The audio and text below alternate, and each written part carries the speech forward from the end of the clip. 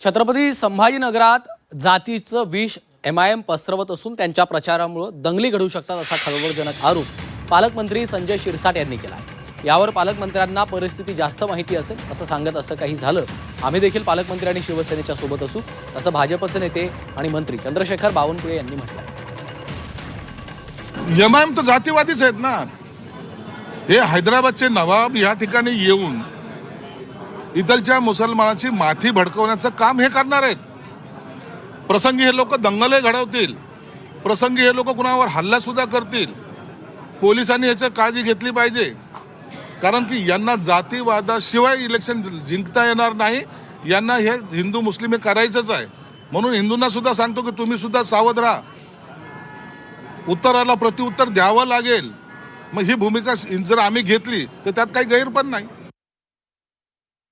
जर कोणताही पक्ष जातीयवाद, जातीय तणाव आणि संभाजीनगरला असुरक्षित करण्याची भूमिका ठेवत असेल आणि जातीय तेढ निर्माण करत असेल, धार्मिक तेढ निर्माण करत असेल तर,